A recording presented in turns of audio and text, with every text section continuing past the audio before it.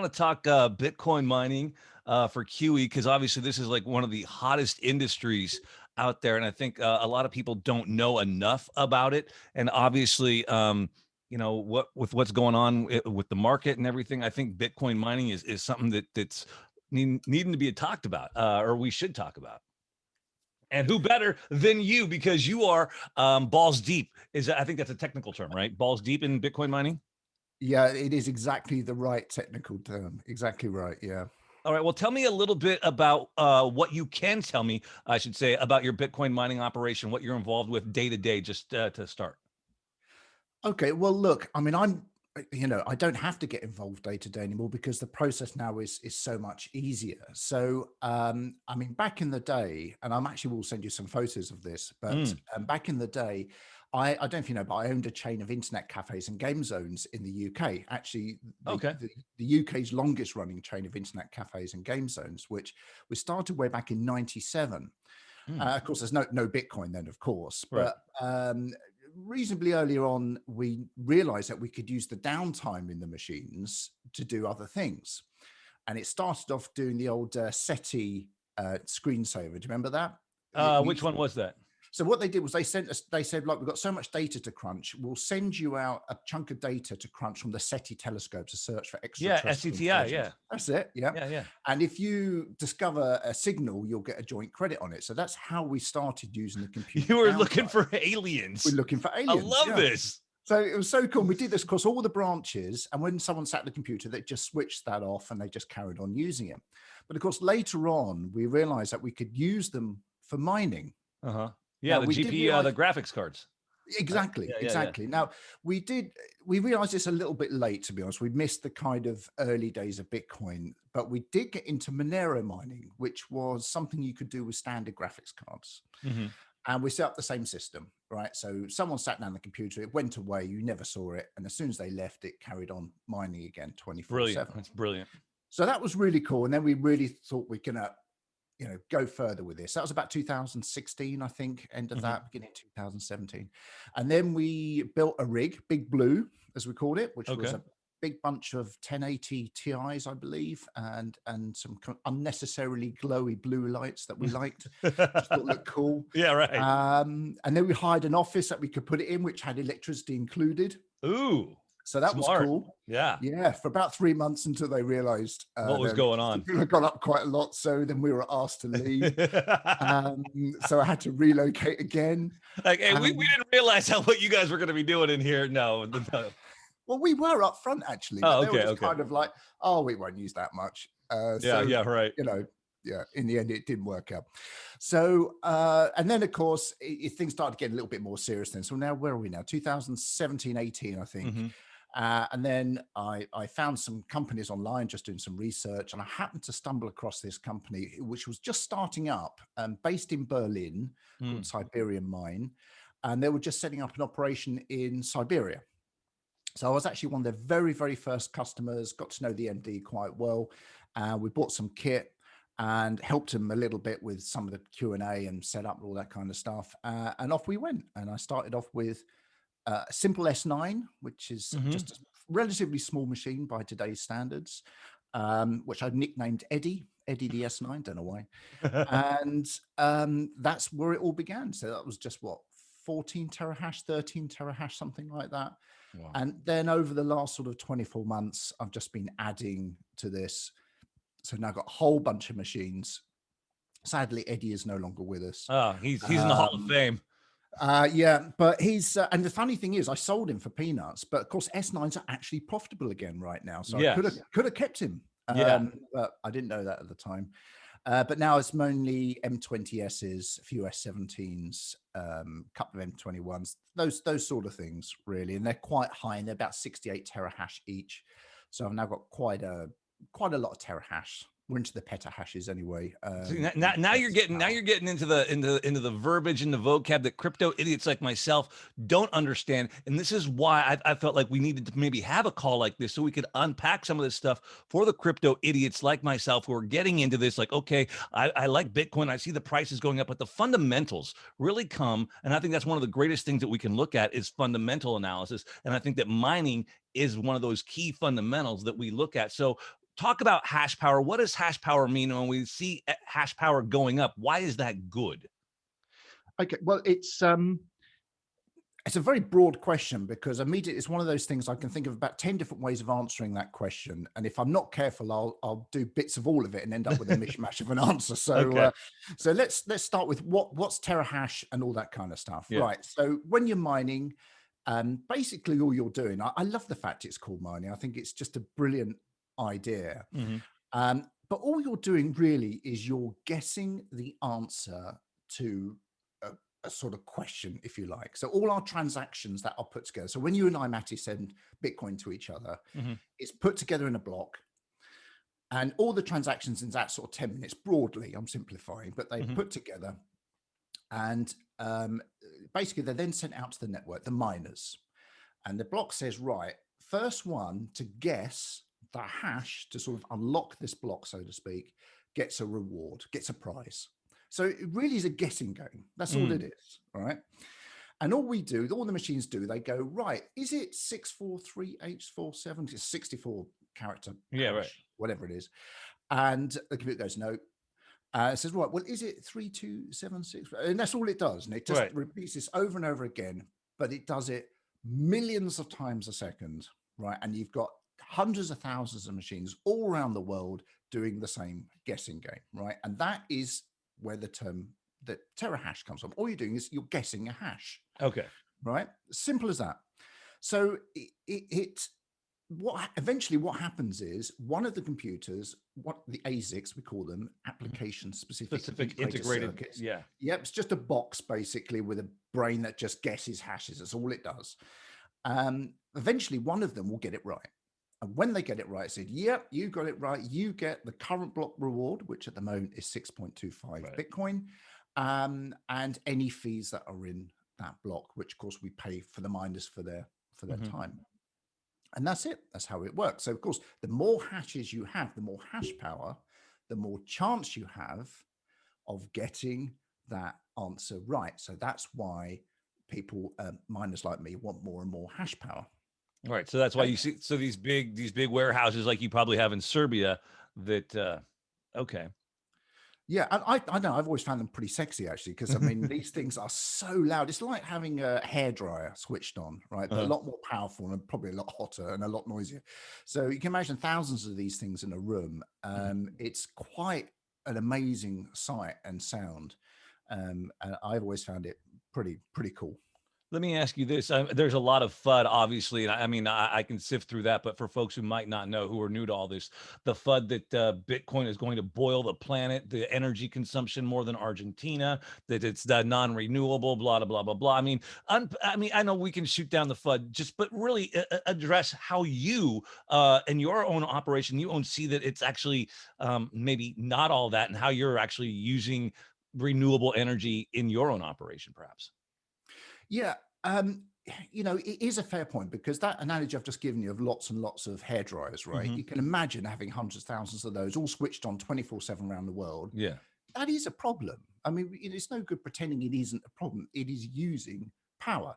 And it's not just power, because we've got heat as well. We've got to think about that. And Hmm. also how we recycle these machines, because that's another issue. Hmm. We'll come back to those, because they're not as sexy as or as topical really as the power issue, which is doing the rounds big time Right. at the moment, as you've probably seen. Yeah. But there are a lot of misconceptions about this. There's a lot more nuance really than people think it is. So my operation, for example, through Siberian Mine, runs on hydroelectric power. Mm. So first of all, that's a good thing. It's green, it's renewable. The other thing you've got to remember is, certainly in places where there's hydroelectric power, quite often there's kind of like an economic batch quantity, I think that's the correct term, where they have to produce at a certain level to be sort of efficient. Hmm. So in many cases, they have excess power, and this actually applies here as well. So what are they going to do with this power? You can't send electricity too far. It's got a range of a few hundred miles, I think. Hmm. But if you don't send it out or use it, what are you going to do with it? So it's a great thing. It's an excess situation. The producers are happy because they can produce at an economic level, and they can sell it to someone who knows going to use it, and they can sell it at an advantageous price. So the miners are happy, and the Mm. producers are happy, and there's no impact on the environment because all the infrastructure was already there. Mhm. So that is one example of how this can work. And there's actually lots of this going on because miners are quite often located in these places where there are excess. I've Where there's heard excess. there's a trend, or maybe it's a niche perhaps, where miners are taking from oil rigs the excess natural gas that's being burnt off, siphoning that then to power Bitcoin mining rigs, and that seems like a very intriguing renewable source as well. Are you hearing anything about that? Yeah, I love that you've picked up on that actually, Matty, because that is a really cool thing. Again, I find it as a bit of a sort of hippie miner, really. Because I love the whole mining thing, but I am a bit of a hippie, bit of an environmentalist, save the planet. So I'm in this weird place where I'm between Yeah, these two yeah. apparently Quite the opposing juxtaposition, my forces. friend. Exactly. So I have to be sort of fully aware of what's going on. Right. But you're absolutely right, and this it really did start as a sort of, I think someone thought of it as kind of, wouldn't it be kind of cool if we can do this and kind of set up a small thing just to try it? Mhm. And the concept is this, right? So we've got an oil field. You almost always have a whole bunch of natural gas trapped with the oil, right? Now we like the oil, we want the oil. We don't necessarily want the gas because there is a lot of it. There's a lot of natural gas. It's oversupplied. It's actually hard to sell. And of course, you've got to get on the grid, which means pipelines and all that kind of stuff. So it's expensive, it's oversupplied. You've got no guarantee of selling it. So what do we do with it? Well, it's absolute crying environmental shame, but we burn it off.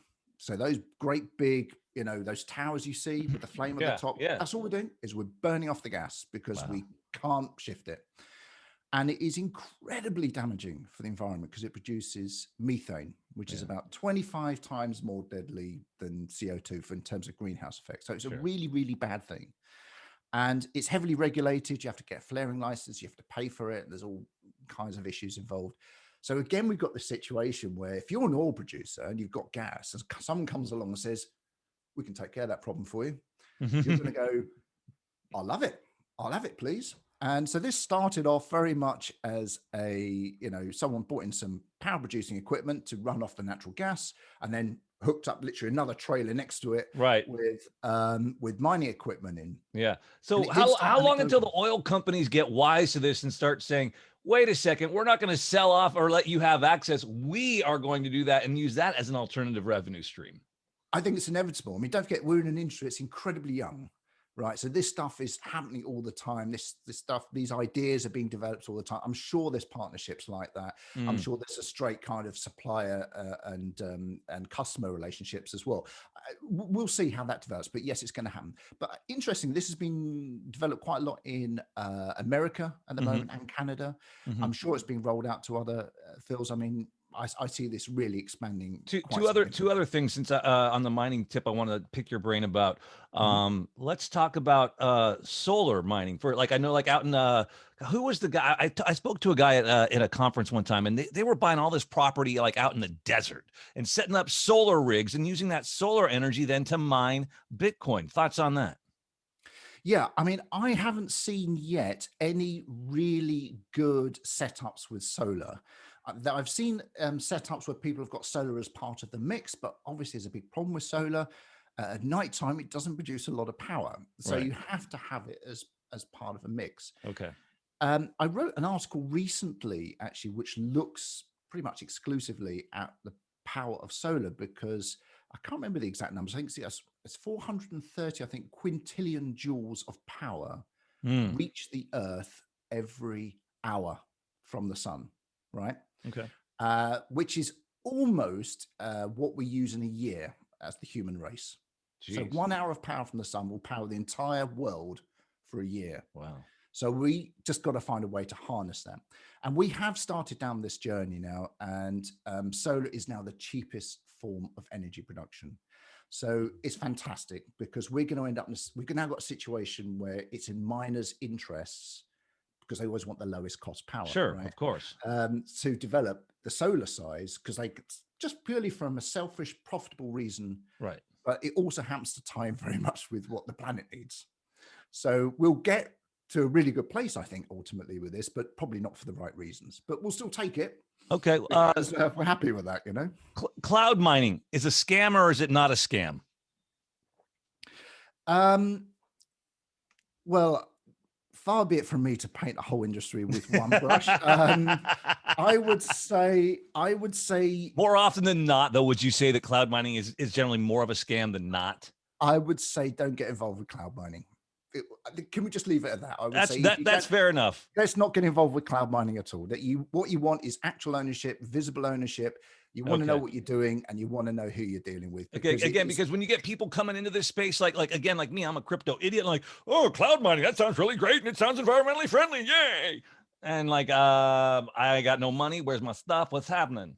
Yeah, I mean, in theory, it's one of those things that should be great in theory, shouldn't it? Yeah, it sounds like a brilliant idea. But it's been badly executed, and it's been taken over in most cases by people who really shouldn't be involved with it. And it's very hard to hold people accountable. Again, I don't want to say that that's the case for everything, but generally speaking, in my experience and the feedback I've seen, cloud mining is the least attractive way to go, shall we say. Okay. What about the chip shortage? I'm hearing, ASIC miners, chip shortage, and this is not only just for crypto, but I think that we're looking at a massive chip shortage across industries worldwide. And is that why we're looking at, like you say earlier, these S9s are now becoming more profitable because now the price of Bitcoin now is even up and higher than it was? So is that kind of what we're seeing, and is that what this is going on in that whole chip world? Yeah, it is a nightmare. I mean, we have been here before, of course, because in 2017, NVIDIA couldn't build 1080s fast enough. In fact, the 1080s we bought, we could have sold for double the price that we bought them months later, which it just doesn't happen with graphics cards, Yeah.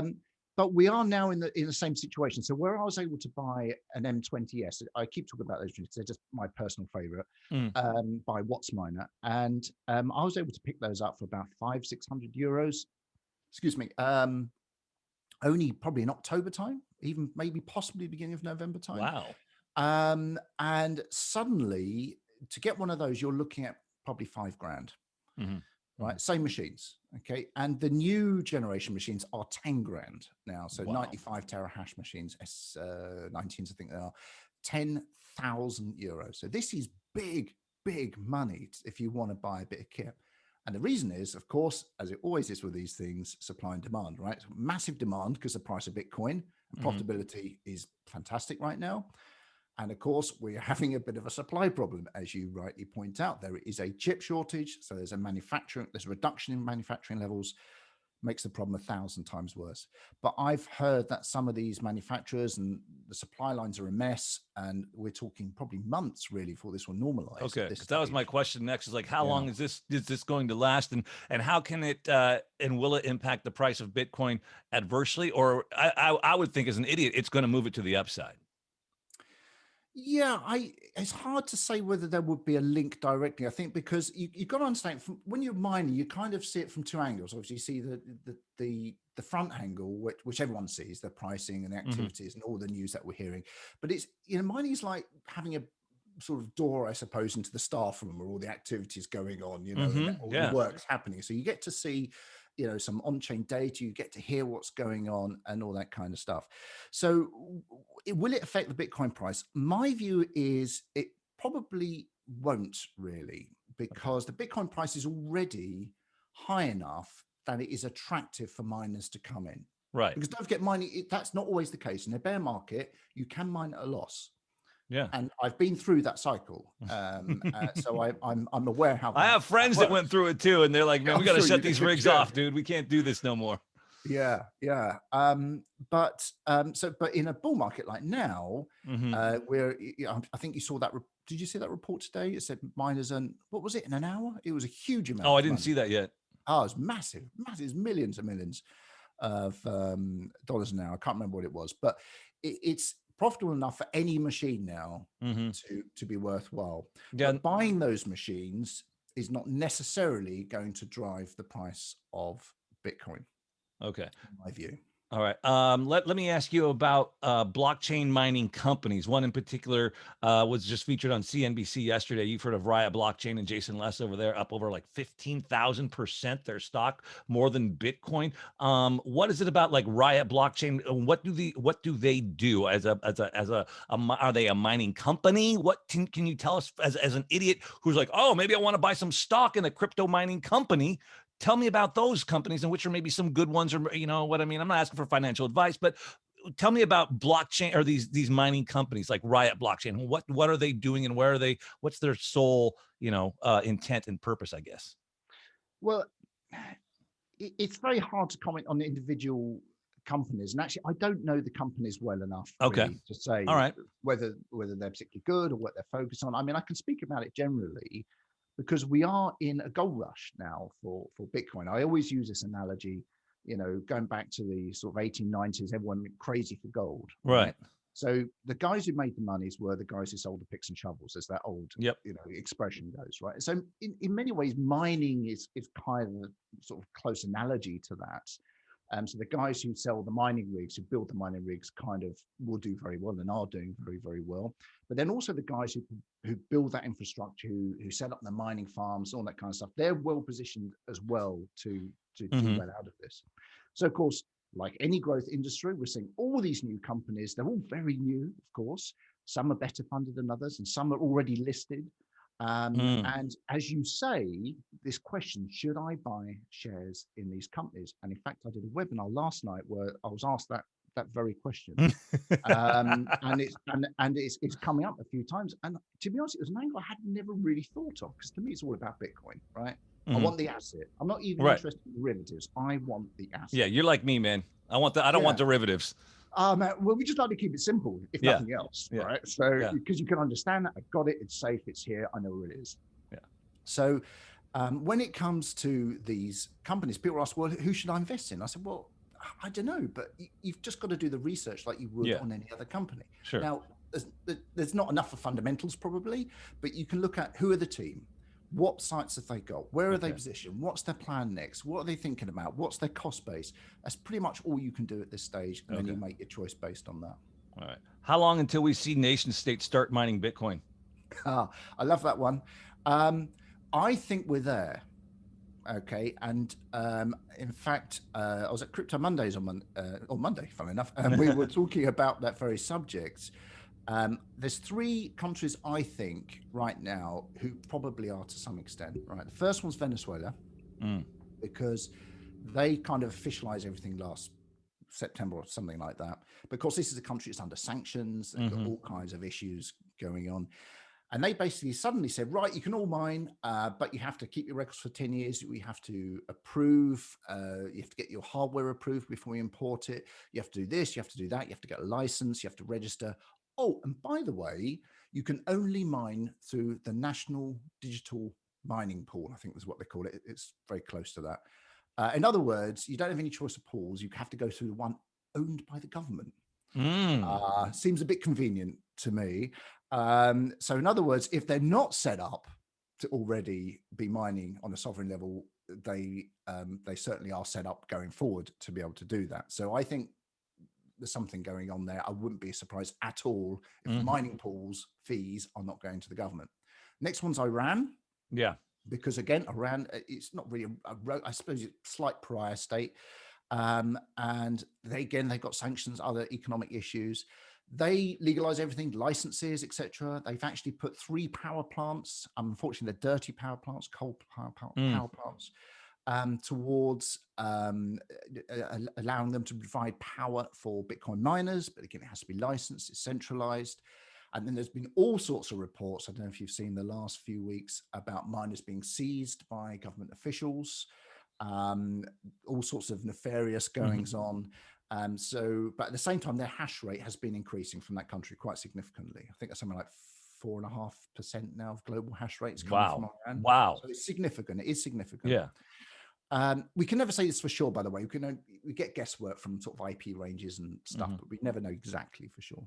But then last month, Iran pretty much said they're mining directly because they're going to use Bitcoin to get around sanctions to buy oil and stuff like that. So they've all but directly said that they're doing it.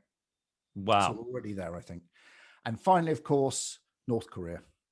I don't think they're mining Bitcoin because equipment's hard to get in and so on and so forth. It could be government sanction. We don't know. It's very secretive. But we do know that we have seen increased Monero mining activity from North Korea. Company middle of last year came out with a great report. I forget the name of the company actually at the top of my head now, but it's a really good report. And they tracked IP addresses, big range of IP addresses from North Korea with Monero mining. So, which of course you can do with GPUs. Yeah, yeah.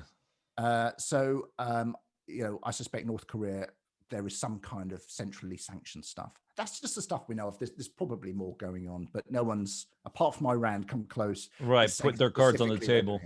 Yeah. Is it, I think though, it's got to be at some point between now and like the next, by 2030, the hash wars will be the next arms race. Yeah, you're damn right. And that is the key word, isn't it? Hash wars. In fact, I think Max Kaiser has been on about this. Love Max. Yeah. He actually contacted me in one of the articles I've written on hash wars, saying, "Hey man, this is brilliant." So that was a big plus for me. I was happy that day. But yeah, his view has always been, look, hash wars are coming. I absolutely agree. And being sort of in the mining trade, you can see quite easy the step between sort of moving from commercial to sovereign mining really easy, that far. And I always say it's a bit like the NASA model, you know, because when, you know, you guys sent people to the moon back in the 60s, 69, wasn't it? You had a government agency which used commercial companies bidding to do parts of the operation, but the government agency was ultimately responsible for making it happen. So I think we'll see something similar. We'll have government agencies responsible for national hash rate, but they'll put that out to official bidders and official miners. I mean, it might not go that way, but it seems a logical conclusion. Even what you mentioned about Venezuela and a national mining pool, that to me sound like something here that I could see the U.S. doing. Like, okay, everybody who's a miner, you got to kick in, 10% to the U.S. mining pool, whatever. You know what I mean? Like kind of like a kickback or part of the whole, a payout. Why not? I mean, it could be done. I'm not sure how happy the miners would be about that. And of course, the thing is with something like mining, because it's global, you can mine anywhere and you can join any mining pool. So somewhere like Venezuela has to enforce it, and they will enforce it, because you know what those guys are like, they will enforce it. But in a much freer democracy like UK or America, that would be harder to enforce. So you'd have to come up with some system of doing it. But these problems are solvable. We just don't know exactly what the answer is right now. Man, I felt like I've taken up a lot of your time today. I appreciate it so much. Jason Dean, you are a wealth of knowledge, and I appreciate you being on the quantum economics team and part of the family, dude. And you're a great resource. Thank you so much.